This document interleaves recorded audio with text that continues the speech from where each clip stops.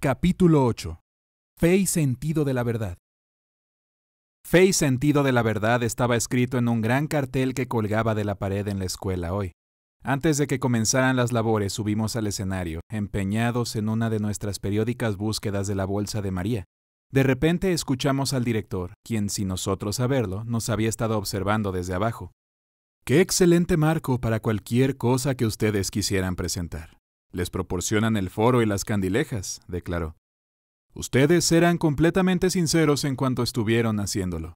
Había en todo un sentido de veracidad y un sentimiento de creencia en todos los objetivos físicos puestos por ustedes mismos. Eran bien definidos y claros, y su atención estaba profundamente concentrada. Todos estos necesarios elementos funcionaron convenientemente, armoniosamente, para crear. ¿Podemos decir que arte? No. Eso no era arte, era realidad. Por lo tanto, en compensación, repitan precisamente lo que han estado haciendo.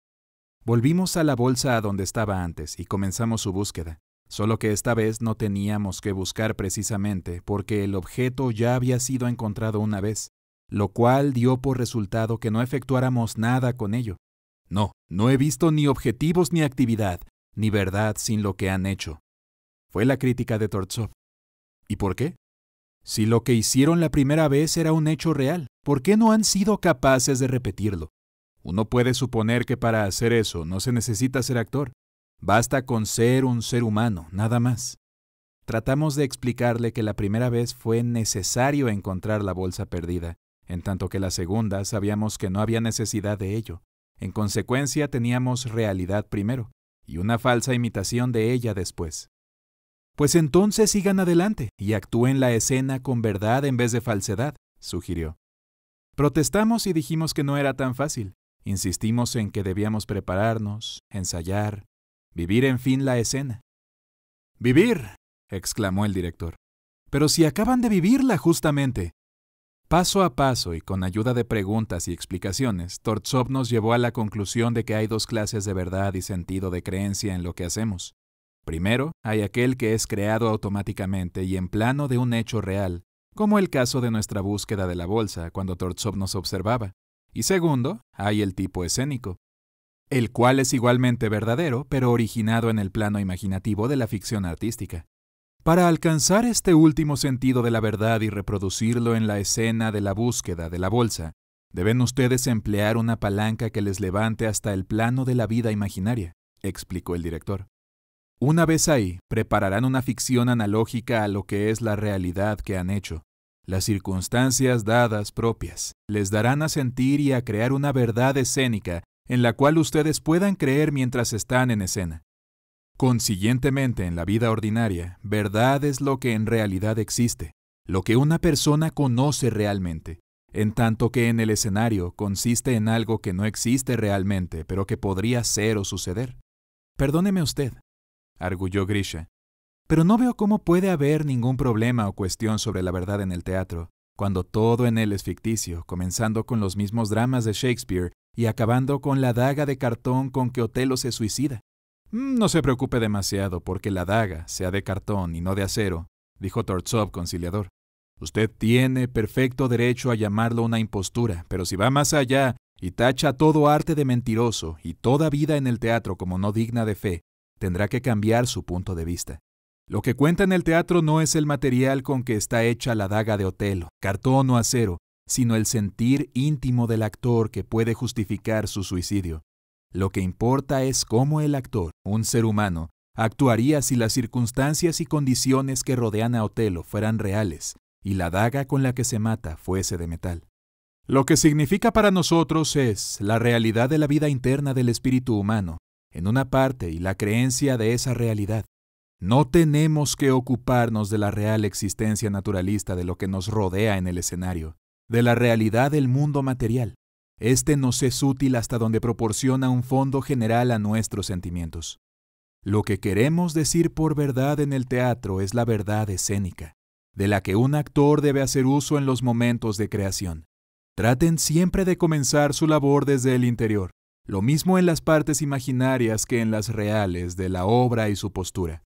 Pongan vida en todas las circunstancias imaginarias y en las acciones hasta que hayan satisfecho por completo su sentido de la verdad, y hasta que hayan despertado ese otro sentido de fe o creencia en la realidad de sus sensaciones. A este proceso es a lo que llamamos justificación de una parte. Como yo quería estar absolutamente seguro de su significado, pedí a Tortsov que resumiera en pocas palabras todo lo que acababa de decir, y él respondió: verdad en la escena es todo aquello en lo que podemos creer con sinceridad, sea en nosotros mismos o respecto a nuestros compañeros. La verdad no puede separarse de la creencia, ni esta de la verdad. No pueden existir la una sin la otra, y sin las dos, una y otra, es imposible que ustedes vivan su parte. ¿O qué creen algo? Cuando suceda en la escena, debe ser convincente para el actor en sí mismo, para los demás que actúan con él y para los espectadores. Debe inspirar una creencia en la posibilidad de que en la vida real existen emociones análogas a aquellas que el actor experimenta en escena. Todos y cada uno de los momentos de la actuación deben estar saturados de esa creencia en la veracidad, en la verdad de la emoción sentida y en la acción que realiza el actor. El director comenzó hoy su lección diciendo: he explicado a ustedes en términos generales la parte de que la verdad juega en el proceso de creación. Hablemos ahora de su contrario, la falsedad. Un sentido de la verdad contiene en sí mismo un sentido de lo que no es verdadero. Ustedes deben poseer ambos, pero será en diversas proporciones. Algunos tienen, digamos, un 75% de sentido de verdad y solo un 25% de sentido de falsedad, o bien en proporción inversa, o un 50% de cada uno. ¿Se sorprenden de que yo distinga y contraste en estos dos sentidos? He aquí por qué lo hago, añadió. Y luego, volviéndose a Nicholas, le dijo: hay actores que, como ustedes, son tan estrictos consigo mismos en apegarse a la verdad, que frecuentemente llevan esa actitud suya sin tener conciencia de ello, a extremos que importan ya falsedad. No debe usted exagerar su preferencia por la verdad y su repugnancia por la mentira, porque ello tiende a hacerle sobreactuar de la verdad en gracia de ella misma. Y eso es, en sí, la peor de las mentiras. Por lo tanto, trate de ser sereno, frío e imparcial. Usted necesita de la verdad en el teatro solo hasta donde pueda creer en ella. Puede inclusive obtenerse cierto provecho de la falsedad si usted es prudente en su contacto con ella. Establece el punto extremo para usted, mostrándole lo que no debe hacer. En tales condiciones, un ligero error puede ser aprovechado por un actor para determinar la línea más allá de la cual no debe llegar. Este método de vigilancia y verificación de sí mismos es esencial, absolutamente indispensable siempre, en cualquier momento en que estén ustedes empeñados en una actividad creadora. En razón de estar delante de un público numeroso, el actor se siente obligado, quiéralo o no, a rendir una innecesaria cantidad de esfuerzo y movimientos que se supone que representan sentimientos, aun sin importar lo que hace, en tanto que está delante de las candilejas, le parece que aquello no es suficiente, y en consecuencia vemos un exceso de actuación que llega a tanto que hace un 90%. He aquí que porque, delante de mis ensayos, me oirán a menudo decir: reduzcan el 90%. Si ustedes supieran cuán importante es el proceso de estudio en sí mismo, debería ser continuo e incesante, aun sin que el actor se aperciba de ello. Y debería verificar cada paso que da. Cuando ustedes le señalan el palpable absurdo de una falsa acción suya, está más que dispuesto a eliminarla. Pero ¿qué puede hacer si su propio sentir no es suficiente para una mentira? ¿Qué garantiza que, habiéndose deshecho de la mentira, no tomará otra de inmediato el lugar de la primera? No, el método tiene que ser otro, diferente. Un grano de verdad debe ser plantado ahí donde hay falsedad, bajo ella, para que eventualmente con el tiempo la suplante, del modo que la detención definitiva de un niño desaloja la primera. Al llegar aquí, el director fue llamado para tratar un asunto relativo al teatro, y así nos dejó a cargo de su asistente para un periodo de prácticas. Cuando Tortsov volvió un poco después, nos habló de un artista que poseía un sentido de verdad extraordinariamente fino para juzgar el trabajo de otros actores. Sin embargo, cuando actúa él mismo, pierde por completo ese sentido. Es difícil creer, subrayó, que sea la misma persona que en un momento muestra tan agudo sentido de discernimiento entre lo verdadero y lo falso en la actuación de los demás, y al siguiente, va ella misma a la escena cometiendo errores aún peores. En su caso, esa sensibilidad suya para percibir la verdad y la falsedad como espectador y como actor se divorcian por completo. Este es un fenómeno muy extendido. Se nos ocurrió hoy un juego. Decidimos comprobar lo falso de las acciones de los demás en la escena y en la vida diaria.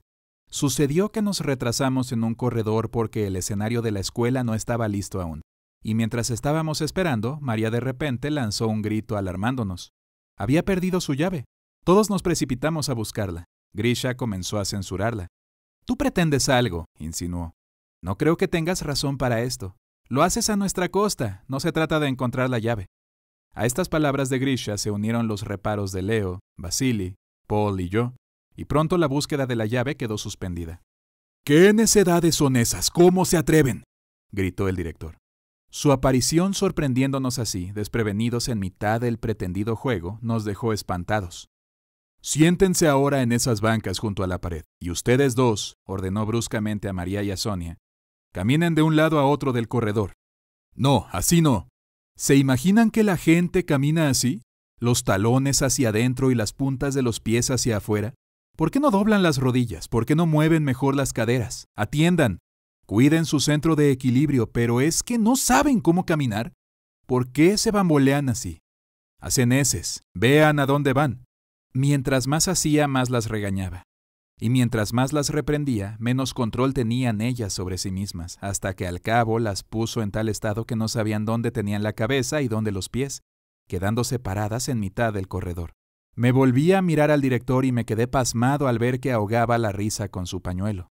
Entonces empezamos a entender lo que había estado haciendo y por qué. «¿Se convencen ahora?», preguntó a las dos muchachas, «de que una crítica importuna confunde al actor y puede enloquecerle hasta el punto de reducirlo a la impotencia? Investiguen la falsedad, búsquenla, pero no solo hasta donde ello les ayude a encontrar la verdad. No olviden que una censura mordaz o una crítica capciosa pueden crear más falsedad en la escena que ninguna otra, porque el actor que es objeto de ella involuntariamente deja de seguir su verdadero camino y exagera la verdad hasta trocarla en falsedad. Ustedes deben desarrollar una crítica sana y serena, prudente, comprensiva. Es la mejor aliada del actor. No debe aplicarse capciosamente a fruslerías, sino poner su mira en lo esencial de su trabajo. Otra palabra de consejo sobre su observación de la labor de creación de los demás. Empiecen a ejercitar su sentido de la verdad, fijándose, primero, que en otros, en los puntos buenos de aquella. Al estudiarla, limítense al papel de un espejo y digan honestamente lo que crean o no de lo que han visto y oído, señalando en particular los momentos que más convenientes fueron para ustedes. Si el público que acude al teatro fuera tan estricto acerca de la veracidad de la escena como ustedes lo han sido ahora en la vida real, pobres de nosotros los actores, no nos atreveríamos a dar la cara. «¿Pero es que el público no es exigente?», dijo alguien. «No, ciertamente. No en la forma que ustedes lo fueron. Al contrario, un público desea más que nada creer en todo lo que sucede en la escena». «Ya hemos tenido bastante teoría», afirmó el director al comenzar el trabajo hoy. «Pongamos ahora algo de ella en práctica». Entonces nos llamó a Vania y a mí y nos mandó a subir al escenario para hacer, como ejercicio, la escena en que se quema el dinero. Ustedes no logran aún este ejercicio porque, en primer lugar, están ansiosos de creer todas las horribles cosas que he puesto en su trama. Pero no traten de hacerlo todo enseguida. Procedan, parte por parte, ayudándose ustedes mismos conforme avancen. Por pequeñas verdades, hagan partir sus acciones de las bases físicas más sencillas que sea posible. No voy a darles ningún dinero, ni de verdad ni de utilería. Trabajarán solo con el aire que les impulsa a detallar más, construyendo una secuencia mejor. Y si cada pequeño acto auxiliar o secundario está bien ejecutado, con verdad, entonces toda la acción se desenvolverá como es debido. Comencé a contar los inexistentes billetes de banco. «No le creo a usted». Tortsov interrumpe mi labor, deteniéndome cuando apenas iba a alcanzar el dinero. «¿Por qué no?» «Ni siquiera miraba a usted. Hacía lo que iba a tocar». Tuve que dirigir la vista hacia los fingidos billetes apilados, sin que nada ni otra cosa que extender mi brazo y encogerlo después. Si solamente por considerar las apariencias pudiera apretar sus dedos, juntándolos de manera que impide que el paquete se le caiga. No lo arroje, póngalo ahí. ¿Y quién podría deshacer un paquete de esa manera? Primero busque el extremo del atado. No, así no. No puede hacerse de repente sin más. Los extremos están metidos cuidadosamente para impedir que se suelten. No es tan fácil desenredarlos, eso es, dijo al fin aprobando. Ahora cuente primero los de 100. Generalmente vienen en paquetes de 10. Por Dios, qué deprisa lo hace. Ni el más hábil cajero podría contar esos pringosos billetes viejos a tal velocidad. ¿Ven ustedes ahora qué gran cantidad de detalles realistas deben cuidar a fin de convencer a su naturaleza física de la verdad de lo que hacen en escena? Entonces procedió a dirigir mis acciones físicas, movimiento por movimiento, segundo a segundo, hasta que se logró una secuencia completa y coherente.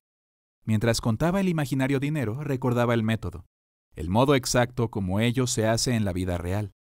Entonces todos los detalles lógicos sugeridos por el director desarrollaban una actitud completamente diferente de mi parte respecto al aire que manejaba como si fuera dinero. Una cosa es mover uno los dedos en el vacío, y otra completamente distinta es manejar billetes sucios y arrugados, que se ven claramente con los ojos de la imaginación.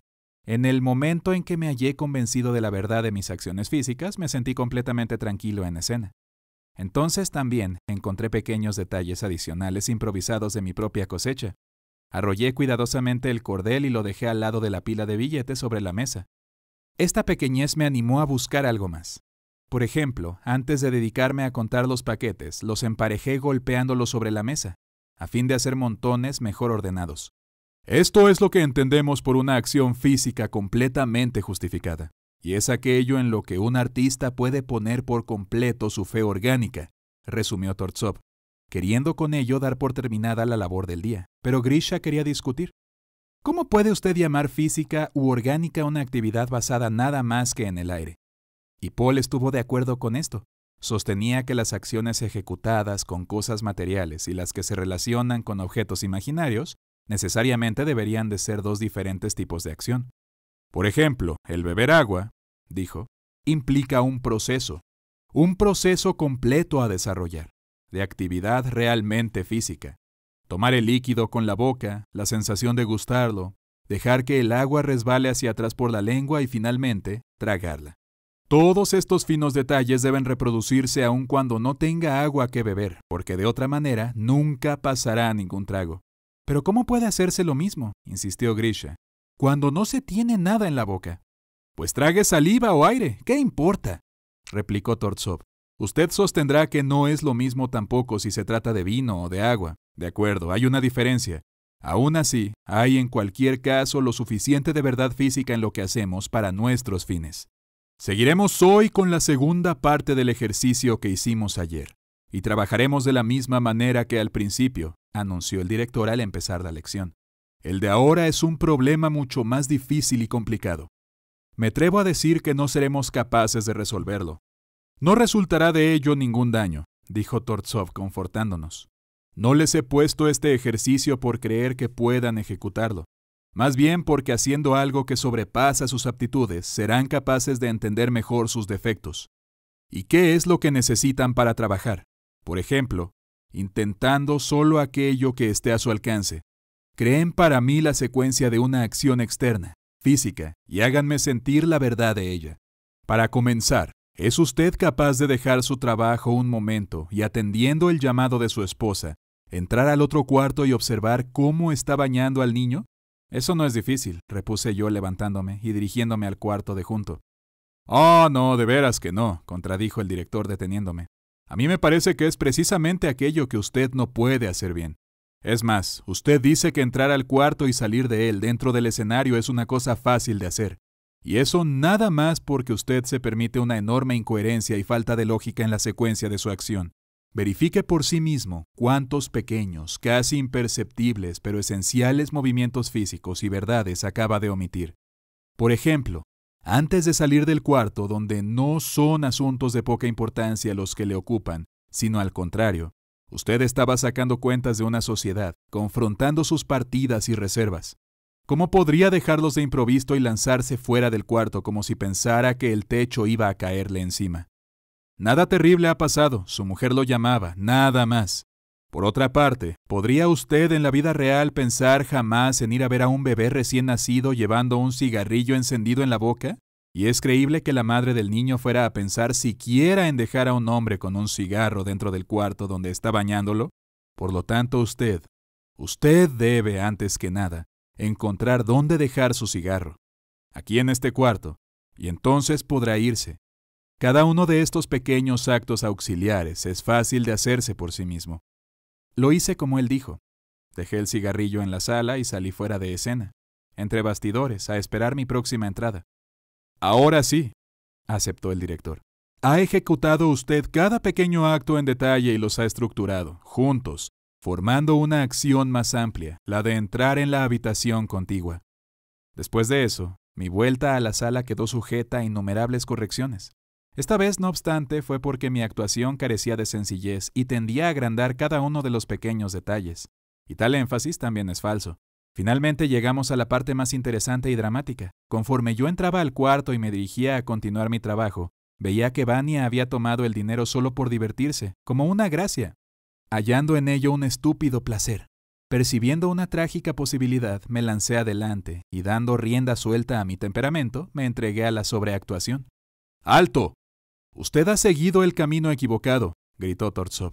Y mientras el rastro es aún visible, repita, haga de nuevo cuanto acaba de hacer.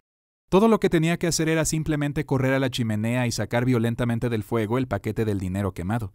Para hacerlo, sin embargo, tenía que planear mi recorrido y empujar a mi supuesto cuñado. El director no quedó satisfecho de que tan violenta arremetida pudiera resultar en muerte y catástrofe. Quedé confundido al comprender cómo debía producir y justificar un acto tan rudo y violento. ¿Ve usted esa tira de papel?, preguntó.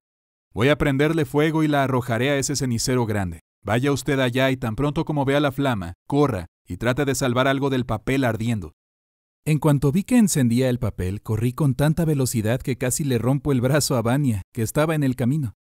¿Puede decir ahora si hay algún parecido entre lo que acaba de hacer y la representación anterior? Recién ahora hubiéramos tenido en realidad una catástrofe, porque lo anterior fue mera exageración. No deben secar en conclusión que lo que recomiendo es romper brazos y lastimarse en el escenario. Lo que deseo es que cuiden de la circunstancia más importante. A de que el dinero se enciende instantáneamente. Por consiguiente, si va a salvarlo, debe actuar de esa manera, instantáneamente. Eso fue lo que no hizo, y naturalmente sus actos carecieron de verdad. Después de una pequeña pausa, dijo: «Continuemos». «¿Quiere decir que no haremos nada más en esta parte?», exclamé. «¿Qué más quiere hacer?», preguntó Tortsov. «Salvo lo que pudo y lo demás se quemó». «Pero, ¿y la muerte?». «No hubo tal», dijo. «¿Quiere decir que no hubo un muerto?», pregunté. «Claro que lo hubo, pero para la persona cuya parte usted representa no existe muerte alguna. Está tan deprimido por la pérdida del dinero que ni siquiera se ha dado cuenta de que ha golpeado a su cuñado. Si así no fuera, no estaría clavado en el suelo, sino que correría a ayudar al moribundo». Llegamos al punto más difícil para mí. Era el de permanecer quieto, como convertido en piedra en un estado de trágica inacción. Lo tomé con indiferencia y, sin embargo, me di cuenta de que estaba exagerando. «Ya están ahí los viejos, viejísimos clichés de nuestros antepasados», dijo Tortsov. «¿Cómo puede reconocerlos?», pregunté. «Los ojos agrandados por el horror, la mueca trágica del rostro, la cabeza sostenida por ambas manos, los dedos hundidos en el cabello, la mano apretada contra el corazón. Cualquiera de esos gestos tiene por lo menos 300 años de antigüedad. Apartemos todo lo que nos sirva. Limpiemos la obra de gestos con la cabeza, el corazón y el cabello. Deme una acción, aunque sea muy pequeña, en la que se pueda creer». «¿Cómo puedo ofrecerle movimiento si se supone que estoy en estado de inacción dramática?», pregunté. «¿Qué cree usted?», preguntó el director. «¿Puede haber actividad en la inacción dramática o cualquier otra inacción? Si es así, ¿en qué consiste?». Esa pregunta me hizo hurgar en mi memoria y tratar de recordar lo que haría cualquier persona en un periodo de inacción dramática. Tortsov me recordó algunos pasajes de mi vida en el arte y agregó un incidente en el que había tenido experiencia personal. «Era necesario», relató, «darle a una mujer la noticia de la muerte de su esposo, después de un largo y cuidadoso preámbulo. Pronuncié finalmente las palabras fatales. La pobre mujer quedó aturdida y, sin embargo, en su fisionomía no mostró señal alguna de esa expresión trágica que los actores gustan de mostrar en el escenario. La total ausencia de expresión en el rostro, que su extrema inmovilidad parecía cadavérica, era lo que más impresionaba. Fue necesario permanecer a su lado, completamente inmóvil, por más de 10 minutos, a fin de no interrumpir el proceso que dentro de ella se desarrollaba. Por fin hice un movimiento que la hizo volver de su estupor, para caer desvanecida un instante después. Tiempo más tarde, y cuando fue posible hablarle del hecho, se le preguntó qué había pasado por su mente en aquellos momentos de trágica inmovilidad. Parece que minutos antes de recibir la noticia de la muerte de su marido, se aprontaba a salir de compras con él. Pero siendo que había muerto, era preciso cambiar de plan. ¿Qué haría? Pensando en sus ocupaciones pasadas, presentes y futuras, su mente había repasado los recuerdos de su vida hasta la ruptura del momento actual, con una gran interrogante. Se había desmayado al sentirse completamente impotente para resolverlo. Creo que estará de acuerdo que aquellos 10 minutos de trágica inacción estaban bastante llenos de actividad. Piense que condensó toda su vida pasada en solo 10 minutos. ¿No es eso acción? Desde luego, pero no es acción física. Muy bien, dijo Tortsov. Quizá no sea física, no necesitamos pensar con demasiada profundidad en rubricar lo que hacemos ni en ser demasiado concisos. En todo acto físico hay un elemento psicológico, y uno físico en todo acto psicológico. Las últimas escenas en que vuelvo de mi estupor y trato de revivir a mi cufiado fueron para mí infinitamente más fáciles de representar que la inmovilidad con su actividad psicológica. Repasemos ahora lo que aprendimos en nuestras últimas 2 lecciones, dijo el director.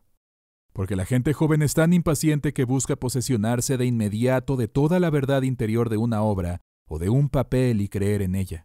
Ya que es imposible tener simultáneamente el control del todo, debemos dividirlo y ocuparnos de cada parte por separado. Para llegar a la verdad esencial de cada parte y ser capaces de creer en ella, debemos seguir el mismo procedimiento que utilizamos al elegir las unidades y los objetivos.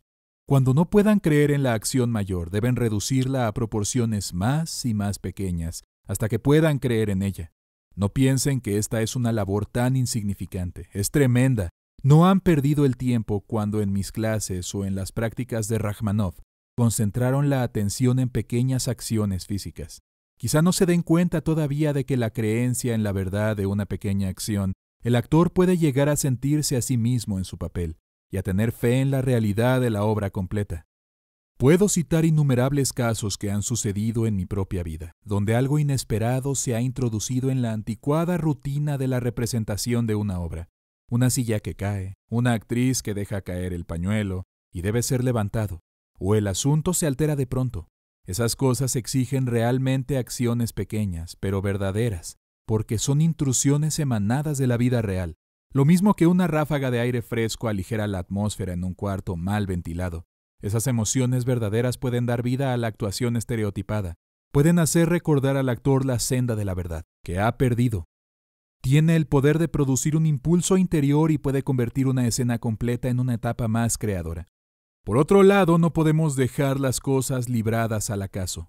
Para el actor es importante saber cómo proceder bajo circunstancias comunes.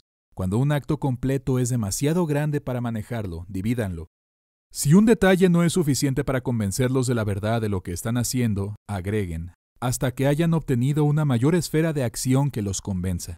Aquí los ayudaría también un sentido de la medida. Es a estas verdades sencillas, pero importantes, que hemos dedicado el trabajo de las recientes lecciones. Este verano pasado, dijo el director, fui por primera vez, desde hacía muchos años, a un sitio de la campiña en el que solía pasar mis vacaciones. La casa en que me alojaba estaba a cierta distancia de la estación ferroviaria. Un atajo para llegar a la estación conducía a través de una barranca, algunos colmenares y un bosque. En la lejana niñez había transitado tanto por ese camino que ya había hecho de él un sendero trillado. Más tarde la hierba lo cubrió. Ese verano volví por él. Al principio no me fue tan fácil encontrarlo. Perdía a menudo la dirección y salía a un camino principal lleno de baches y agujeros, producidos por el ya de por sí tránsito pesado. Finalmente me encontré andando en dirección contraria a la estación. Por eso me vi obligado a retomar el camino hecho y buscar el atajo. Me guiaban mis viejos recuerdos de señales familiares, árboles, postes, pequeñas elevaciones y declives del sendero. Esos recuerdos fueron tomando forma y dirigieron mi búsqueda. Al final logré encontrar la buena senda y pude ir y volver a la estación. Como en esa dirección tenía que ir con frecuencia, Utilizaba el atajo casi a diario, de modo que pronto volvía a convertirlo en un sendero bien marcado. Durante las últimas lecciones hemos esbozado una línea de acciones físicas en el ejercicio del dinero quemado. Se parece un poco a mi sendero del campo. La reconocemos en la vida real, pero debemos recorrerla nuevamente en el escenario. La línea correcta para ustedes está también asediada por malos hábitos que amenazan desviarlos a cada paso y extraviarlos hacia el camino accidentado y arruinado por la acción mecánica estereotipada. Para evitarlo, deben hacer lo que yo hice y establecer la dirección correcta, proyectando una serie de acciones físicas. Deben marcarlas hasta que hayan logrado fijar permanentemente el verdadero camino del papel. Suban ahora al escenario y repitan varias veces las acciones físicas que ejecutamos la última vez. Pero tengan cuidado, solo acciones físicas, verdades físicas y creencia física en ellas. Nada más. Realizamos todo el ejercicio. ¿Notaron algunas sensaciones nuevas como resultado de la ejecución de la serie completa de actos físicos sin interrupción?, preguntó Tortsov. Si fue así, los momentos repasados fluyen como es debido en periodos más largos y creando una corriente continua de verdad. Hagan la prueba representando el ejercicio completo desde el principio hasta el final, varias veces, utilizando solo las acciones físicas. Seguimos sus instrucciones y sentimos en realidad que las partes detalladas correspondían a un total continuado.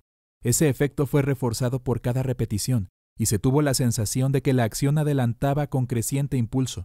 Mientras repetíamos el ejercicio, me mantuve en un error que creo que debo describir. Cada vez que dejaba la escena y salía del escenario, dejaba de actuar. Como consecuencia, la línea lógica de la acción física se interrumpía, y no debe ser así.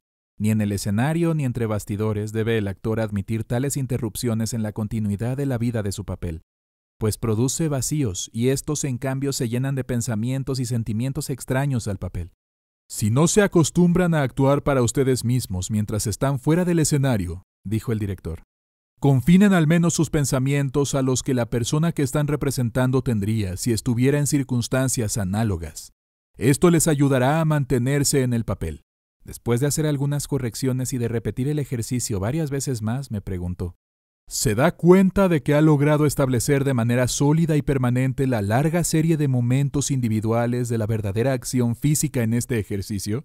A ese efecto continuo lo llamamos en nuestra jerga teatral la vida de un cuerpo humano. Está compuesto, como han visto, de acciones físicas vivas, motivadas por un sentido interior de la verdad por la fe en lo que el actor esté haciendo. Esta vida del cuerpo humano en un papel no es asunto de poca importancia.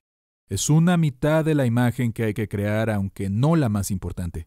Después de repasar el mismo ejercicio una vez más, el director dijo, ahora que han creado el cuerpo del papel, podemos pensar en el próximo paso, el más importante, que es la creación del alma humana en el papel. En realidad ya ha tenido lugar en el interior de ustedes, sin que se hayan dado cuenta. La prueba está que cuando ejecutaron todas las acciones físicas en la reciente escena, no lo hicieron de manera fría y formal, sino con convicción interior. ¿Cómo se efectuó ese cambio? De manera natural, porque la unión entre el cuerpo y el alma es indivisible.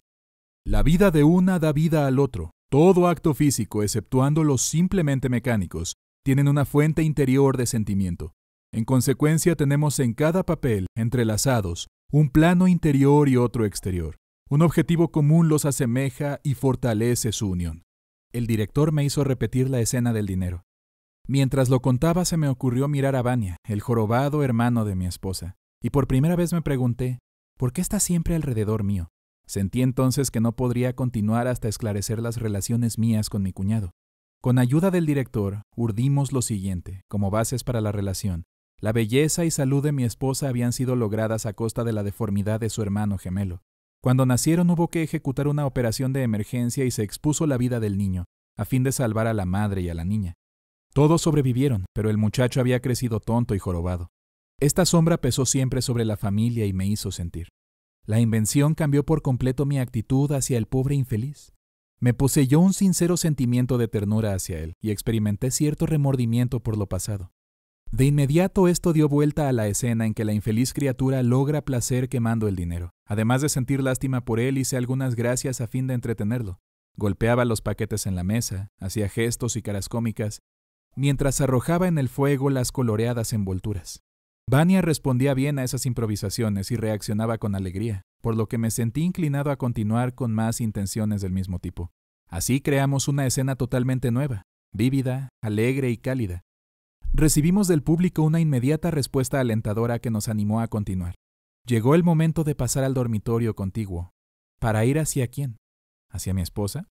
¿Quién es? Ahí había otro problema que resolver. No podía continuar hasta saber todo lo concerniente a esta persona con quien se suponía que estaba casado. Mi relato acerca de ella resultaba sentimental en extremo. Con todo, sentí realmente que si las circunstancias hubieran sido las que imaginaba, esa esposa y su hijo no habrían sido infinitamente queridos. En toda esa nueva vida imaginada para el ejercicio, nuestros viejos métodos de representación parecían indignos. Qué fácil y agradable fue para mí observar al nene en su baño. No necesité que me hicieran recordar lo del cigarrillo encendido. Tuve gran cuidado de dejarlo antes de salir del cuarto. Mi vuelta a la mesa donde estaba el dinero es ahora tan clara como necesaria. Es un trabajo que estoy haciendo para mi esposa, mi hijo y el infeliz jorobado. El dinero quemado adquiere un aspecto totalmente distinto. Todo lo que necesité decirme fue, ¿qué haría si fuera real? Me horroriza la perspectiva del futuro. La opinión pública me señalará no solo como ladrón, sino como asesino de mi cuñado. Además, seré considerado infanticida. Nadie podrá rehabilitarme a los ojos del mundo. Ni siquiera sé lo que mi mujer pensará de mí después de haber matado a su hermano.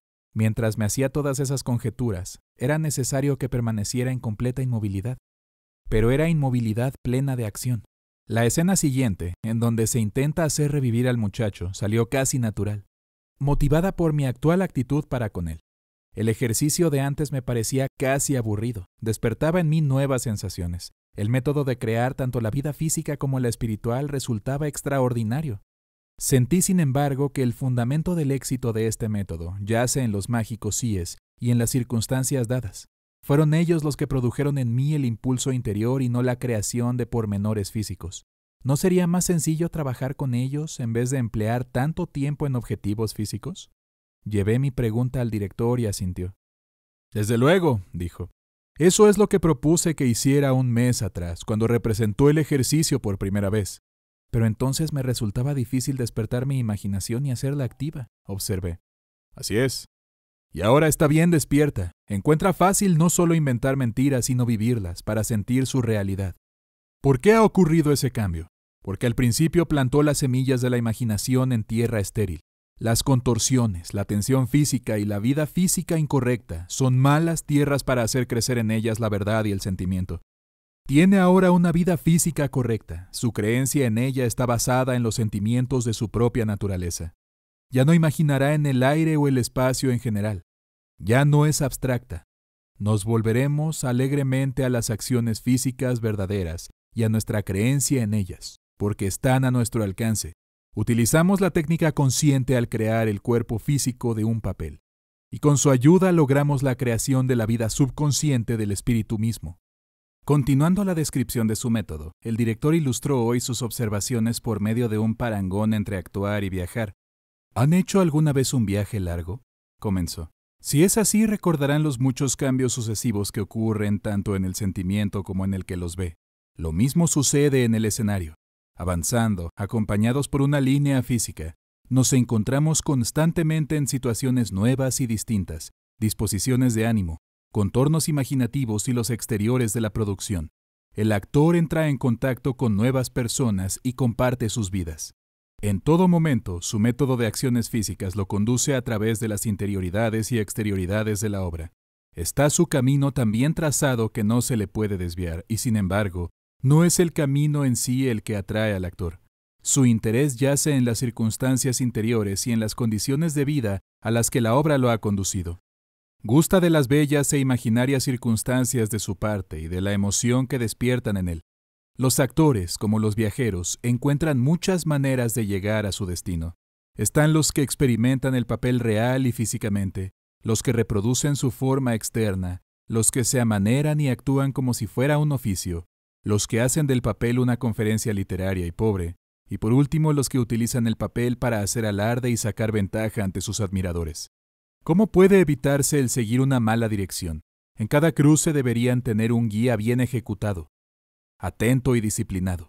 Es el sentido de la verdad que coopera con el sentido de la fe en lo que están haciendo el que los mantendrá en el buen camino. La pregunta siguiente es, ¿de qué material nos serviremos para construir nuestro camino?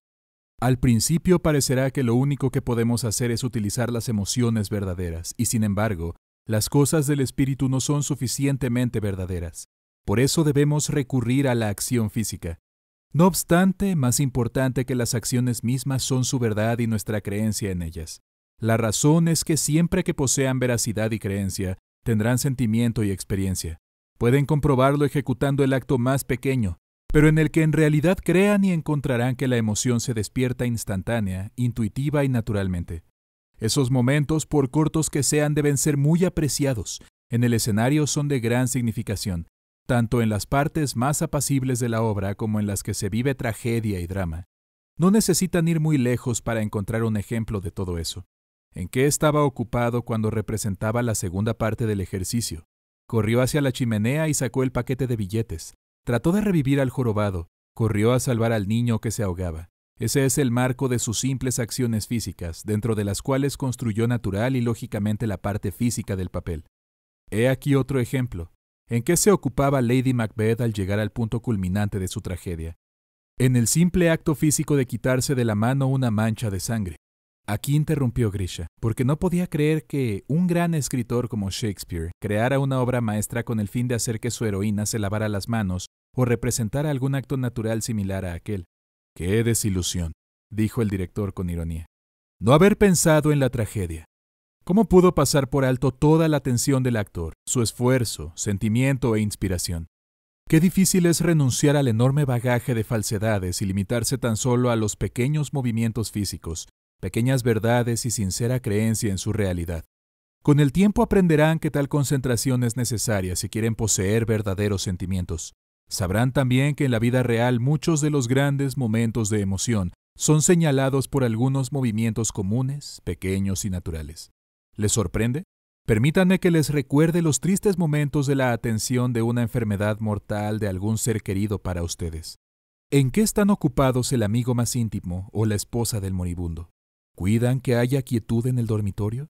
¿Ejecutan las órdenes del médico? ¿Toman la temperatura? ¿Aplican compresas? Todas esas acciones insignificantes tienen gran importancia en la lucha contra la muerte. Nosotros los artistas debemos comprender la verdad de que hasta los pequeños movimientos físicos, cuando son introducidos en las circunstancias dadas, adquieren gran significado a través de su influencia sobre la emoción. La existencia del acto de la limpieza de la sangre ayudó a Lady Macbeth a ejecutar sus ambiciosos designios. No es fruto de la casualidad hallar a través de todo su monólogo el recuerdo de la mancha de sangre en conexión con el crimen de Duncan. Un pequeño acto físico adquiere, pues, enorme significado interior. La gran lucha interior busca en la acción exterior una salida. ¿Por qué esa mutua unión es de tanta importancia para nosotros en nuestra técnica artística? ¿Por qué es que le doy tanta importancia a este método elemental de conmover nuestros sentimientos? Si le dicen a un actor que su papel está lleno de acción psicológica, de fondos trágicos, comenzará de inmediato a contorsionarse, a exagerar su pasión, a hacerse pedazos, a ahondar en su alma y a violentar sus sentimientos. Pero si en cambio le dan a resolver algún sencillo problema físico y lo rodean de interés y condiciones afectivas, comenzará por ejecutarlo sin alarmarse o sin pensar siquiera profundamente si lo que está haciendo acabará en psicología, tragedia o drama. Acercándose de esta manera a la emoción evitan toda violencia y el resultado es natural, intuitivo y completo. En los ejercicios de los grandes poetas, hasta los actores más simples están rodeados de circunstancias importantes y concomitantes, y en ellas están ocultos toda clase de recursos para excitar nuestros sentimientos.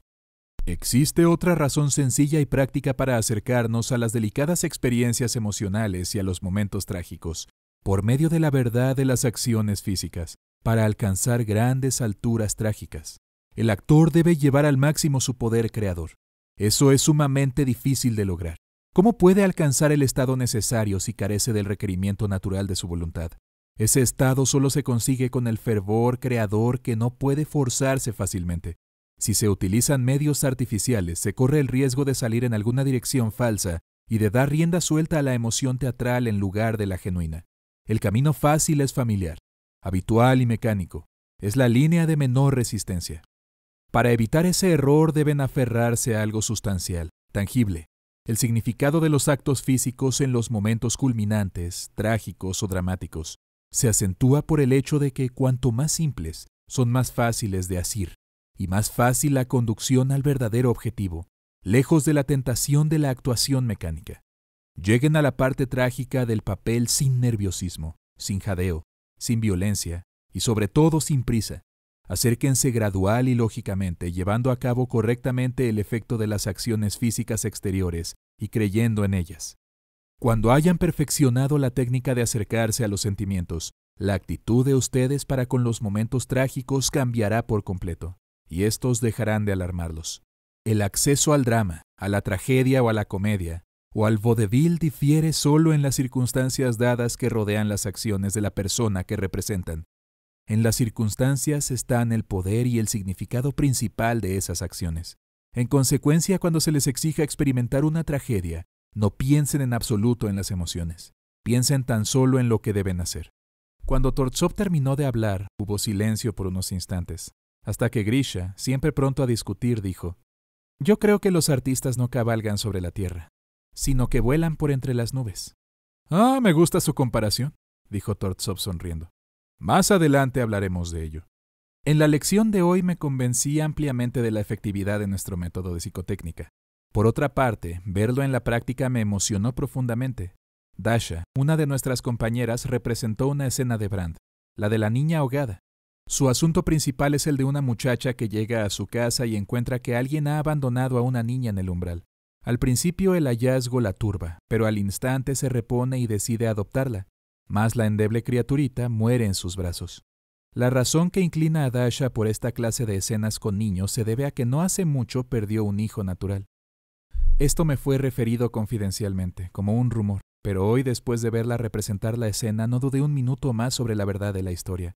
Durante toda la representación las lágrimas le corrían por las mejillas, y su ternura hizo que el palo que sostenía cobrara vida ante nuestras miradas. Cuando llegó el momento de la muerte de la niña, el director detuvo la representación por temor a las consecuencias que podía tener para Dasha una conmoción tan profunda. Todos teníamos lágrimas en los ojos. ¿Para qué entrar a examinar las vidas, los objetivos y las acciones físicas cuando podíamos ver reflejada en su semblante la vida misma? Ahí tienen lo que la inspiración puede crear, dijo Tortsov con placer. No requiere técnica alguna, opera estrictamente de acuerdo con las leyes de nuestro arte, porque son dictadas por la naturaleza misma. Pero no se puede contar con tal fenómeno todos los días. Puede que en alguna ocasión no produzca efecto, y entonces... «Ah, de eso estoy segura», dijo Dasha. Después de lo cual, y como si temiera que la inspiración disminuyera, comenzó a repetir la escena que un instante antes había representado. Al principio, Tortsov se sintió inclinado a proteger a su joven sistema nervioso deteniéndola, pero no fue mucho antes que ella misma se detuviera, al sentirse completamente incapaz de proseguir. «¿Y ahora qué va a hacer?», preguntó Tortsov. «Usted sabe que el empresario que la contrata en la compañía insistirá para que represente igualmente bien no solo la primera, sino todas las actuaciones siguientes. De lo contrario, la obra será éxito al estrenarse y luego fracasará». «No, todo lo que necesito es sentir, y entonces puedo actuar bien», dijo Dasha. «Comprendo que quiera sentir directamente sus emociones, por supuesto, está muy bien. Sería grandioso si pudiéramos obtener un método permanente para repetir con éxito nuestras experiencias emocionales, pero no se pueden fijar los sentimientos, se escurren de entre nuestros dedos como el agua. Por eso, le guste o no, es necesario encontrar métodos más sólidos que susciten y establezcan las emociones». Pero nuestra Ibsen rechazó de plano toda insinuación de que utilizara medios físicos en su labor creadora. Repasó todos los posibles accesos, pequeñas unidades, objetivos internos, inventos imaginativos, pero ninguno de ellos fue lo suficientemente atrayente para ella. A donde quiera que se volviera y fuera cual fuera el esfuerzo para evitarlo, al final se vio obligada a aceptar las bases físicas, y Tortsov la ayudó. No trató de encontrar para ella nuevas acciones físicas. Sus esfuerzos se encaminaban a conducirla nuevamente a sus propias acciones, de las cuales había hecho uso intuitivamente en forma brillante. Esta vez actuó bien, y había verdad y fe en su representación. Sin embargo, no se pudo comparar con su primera prueba. El director le dijo: «Actuó muy bien, pero no es la misma escena. Cambió el objetivo, le pedí que representara la escena con un niño de verdad, y en cambio lo ha hecho con un palo inerte envuelto en un mantel. Todos sus actos se ajustaron a eso. Manejó el palo con destreza y habilidad, pero un niño vivo necesitaría un montón de movimientos detallados, que esta vez omitió por completo. La primera vez, antes de envolver al niño imaginario, extendió sus bracitos y piernas. Realmente lo sentía, lo besó con cariño, murmuró a su oído palabras de ternura, le sonrió a través de sus lágrimas. Fue realmente conmovedor. Pero ahora dejó a su lado todos esos pormenores importantes. Claro, porque un pedazo de madera no tiene brazos ni piernas. La otra vez, cuando le cubrió la cabeza, tuvo la precaución de no presionarle las mejillas, y después de arrojarlo lo contempló con orgullo y llena de gozo. Trate ahora de corregir su error. Repita la escena con un niño, no con un palo. Con un gran esfuerzo, Dasha pudo finalmente rehacer conscientemente lo que inconscientemente había sentido la primera vez que representaba la escena. Una vez que creyó en la niña, sus lágrimas rodaron libremente. Cuando terminó, el director alabó su labor como ejemplo efectivo de lo que acababa de enseñar, pero yo seguía desilusionado e insistí en que Dasha no había logrado conmovernos después de aquella primera explosión de sentimiento. «Eso no importa», dijo. «Una vez que está preparado el terreno y los sentimientos del actor comienzan a despertar, conmoverá a los espectadores tan pronto encuentre en alguna sugestión imaginada una salida apropiada para ellos. No quiero lastimar a los jóvenes nervios de Dasha, pero supongan que efectivamente ha sido madre de un hermoso niño al que amaba con devoción, y que de pronto, cuando solo contaba con pocos meses, ha muerto. Nada en el mundo puede darle consuelo, hasta que inesperadamente el destino se compadece de su dolor, y ella encuentra en la puerta de su casa un niñito casi más hermoso que el suyo». El golpe dio en el blanco. No había terminado de hablar cuando Dasha interrumpió en sollozos sobre el trozo de madera, con redoblada emoción comparada con la primera vez. Rápidamente me acerqué a Tortsov para explicarle que la casualidad lo había llevado a hurgar en la trágica historia de la vida de Dasha. Horrorizado, se dirigió al escenario para detener la escena, pero la representación lo hechizó y no pudo sobreponerse para interrumpirla. Más tarde me acerqué con él para conversar. «¿No es verdad que esta vez Dasha sintió su tragedia verdadera y personal?», dije. «Y en ese caso no puede usted atribuir el éxito a técnica alguna ni al arte creador, sino a una coincidencia accidental». «¿Quiere decirme si lo que hizo la primera vez era arte?», adujo Tortsov. «Claro que sí», admití. «¿Por qué?». «Porque ella reconoció intuitivamente su propia tragedia y se conmovió», expliqué. «Entonces el inconveniente parece estar en el hecho de que le sugerí un nuevo sí en el lugar de encontrarlo por primera vez. En realidad no veo la diferencia», continuó, «entre que el actor reviva sus propios recuerdos y que lo haga con ayuda del otro. Lo importante es que la memoria retenga esos sentimientos y, dado cierto estímulo, sepa devolverlos. Entonces no podrá evitar creer en ellos con cuerpo y alma».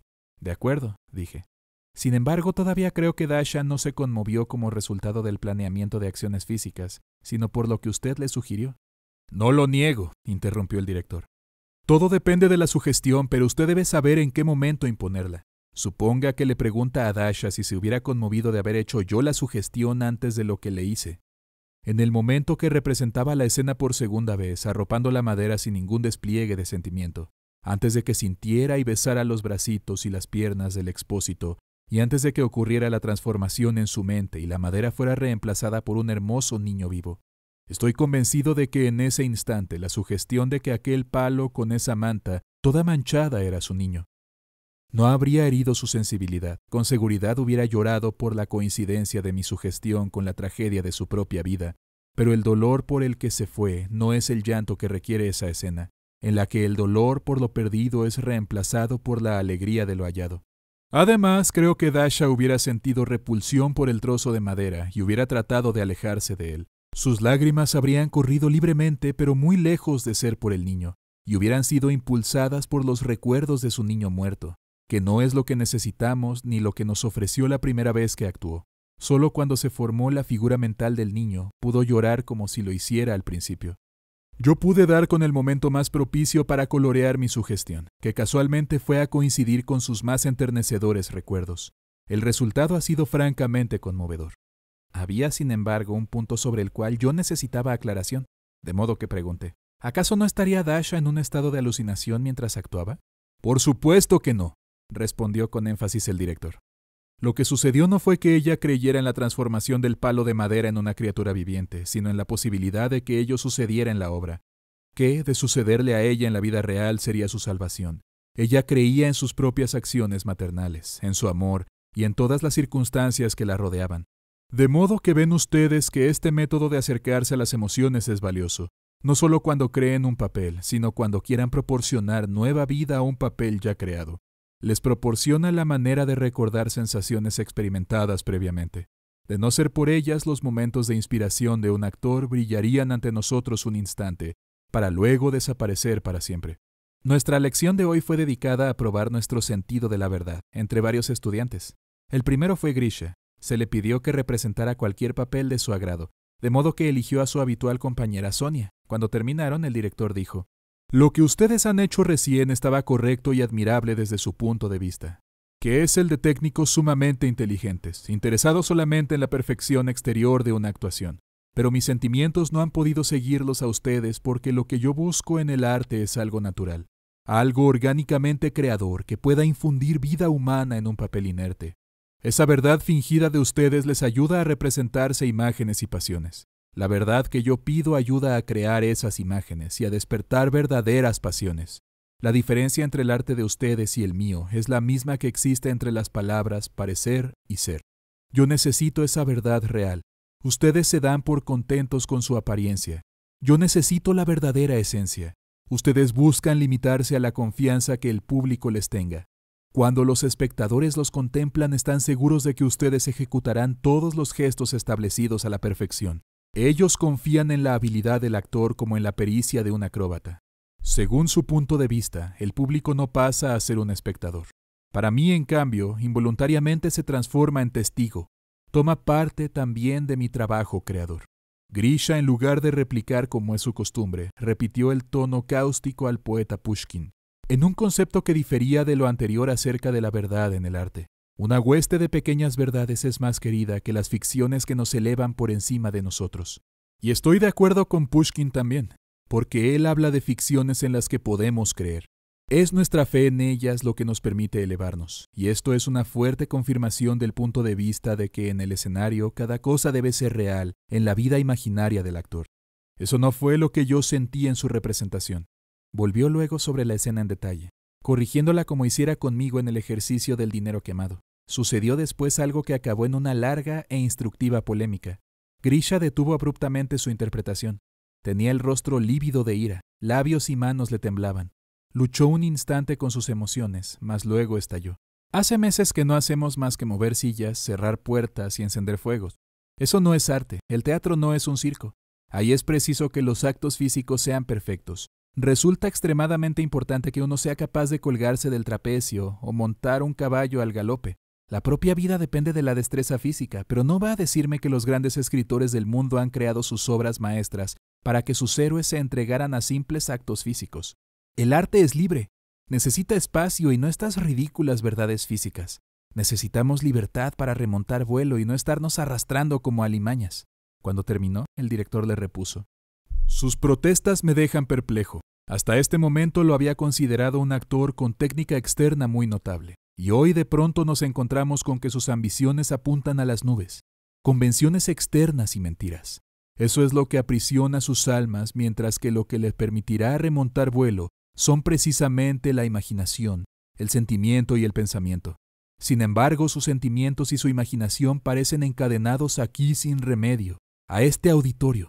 A menos que se vea usted transportado por una nube de inspiración que lo eleve a las alturas, usted, más que ningún otro aquí, tendrá necesidad de este trabajo preparatorio que estamos haciendo, y sin embargo, parece usted temerle como si fuera degradante para su condición de artista. Una bailarina jadea, resopla y transpira en sus diarios ejercicios antes de poder aparecer en público con sus graciosos movimientos. Un cantante debe pasarse las mañanas vocalizando, entonando, reteniendo notas, desarrollando su diafragma y buscando nuevas resonancias en sus tonos de cabeza, si quiere por la noche volcar su corazón en el canto. Ningún artista puede eludir la obligación de ejercitar su aparato físico mediante ejercicios técnicos fundamentalmente necesarios. ¿Por qué se considera usted una excepción, si nosotros estamos tratando de formar el más estrecho vínculo entre nuestra naturaleza física y espiritual? ¿Por qué trata usted de desembrazarse del lado físico? Sin embargo, la naturaleza le ha rehusado a usted eso mismo que anhela: sentimientos exaltados y experiencias. En cambio, lo ha dotado de la técnica física necesaria para mostrar sus cualidades. Los que más hablan acerca de sentimientos exaltados en su mayor parte son los que carecen de atributos para elevarlos a un plano más elevado. Hablan de arte y emoción con falsas emociones, en forma poco clara y confusa. Los verdaderos artistas, por el contrario, se expresan en forma simple y comprensible. Piense sobre esto y también sobre el hecho de que en algunos papeles podrá usted convertirse en un actor excelente y contribuir así en forma útil al arte.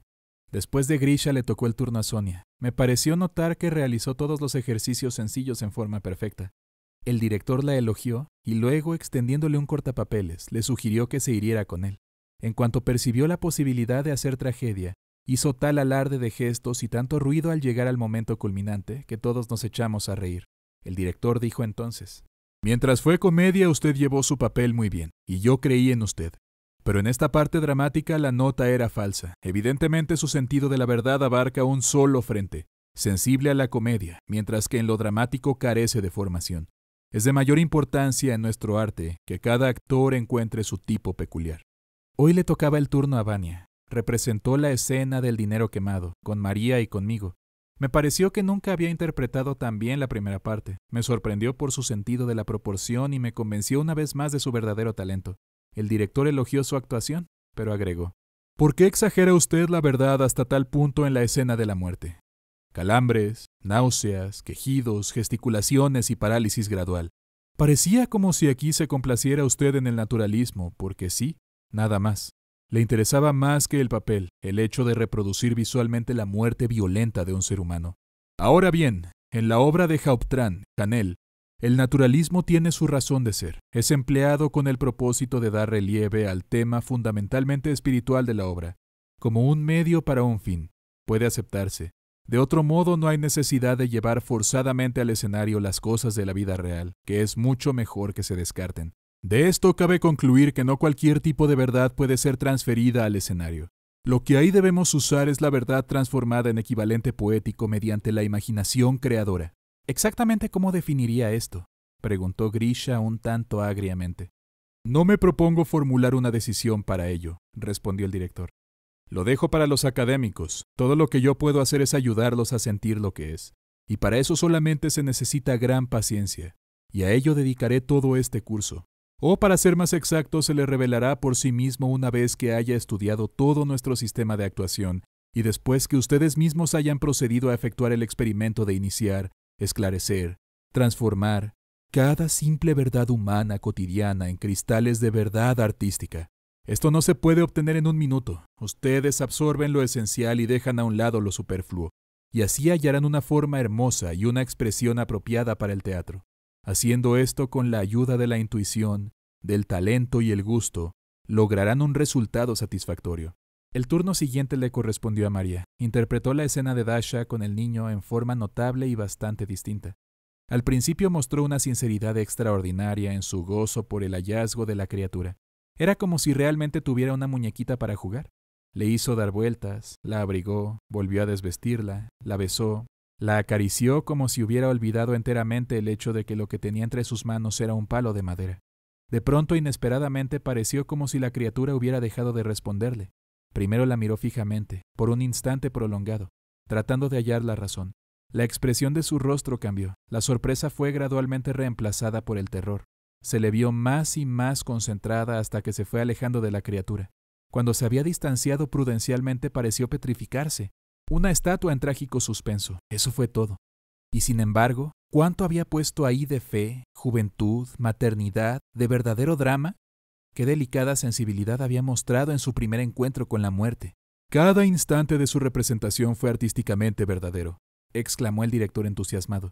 «Pudimos creer todo lo que usted representó, porque lo basó en elementos cuidadosamente elegidos de la vida real. No ofreció emociones en subastas, sino que dio lo que era necesario, nada más y nada menos. María sabe cómo ver lo que ha de resultar agradable, y tiene sentido de la proporción. Ambas son cualidades importantes». Cuando le preguntamos cómo podía ser que una actriz joven y sin experiencia pudiera ofrecer una representación tan perfecta, respondió: «Depende en la mayor parte del talento natural, pero especialmente de un sentido excepcionalmente agudo y sutil de la verdad». Al final de la lección dijo lo siguiente: «Les he enseñado hasta ahora todo lo que puedo acerca del sentido de la verdad, la falsedad y la fe. Entramos ahora en la cuestión de cómo desarrollar y regular este importante don de la naturaleza. Habrá muchas oportunidades porque nos acompañará en cada paso y en cada faz de nuestro trabajo, sea en casa, en el escenario, en ensayos o frente al público. Este sentido debe penetrar y controlar en cada cosa que el actor haga o vea. Cada pequeño ejercicio, sea interno o externo, debe hacerse bajo su supervisión y aprobación. Nuestra única preocupación será de cuánto hagamos esté encauzado dentro del principio de robustecer y desarrollar este sentido. Es una tarea difícil porque es mucho más fácil mentir cuando se está en el escenario que decir y actuar con la verdad. Necesitarán una gran dosis de atención y concentración para ayudar al debido crecimiento y desarrollo del sentido de la verdad. Eviten la falsedad, eviten cuanto esté más allá de nuestra capacidad actual y sobre todo, eviten lo que vaya contra la naturaleza, la lógica y el sentido común. Eso engendra deformidades, violencias, exageraciones y mentiras. Cuanto más frecuentemente se insinúe en ustedes, más desmoralizador habrá de ser para el sentido de la verdad. De modo que deben evitar el hábito de falsificar. No dejen que las flechas hagan sucumbir ese arco tan tierno de la verdad. Sean despiadados en desarraigar de ustedes toda tendencia a la exageración y a la actuación mecánica. Una eliminación constante de estas superficialidades establecerán un proceso especial, que es lo que querré significarles cuando les grite: corten el 90%.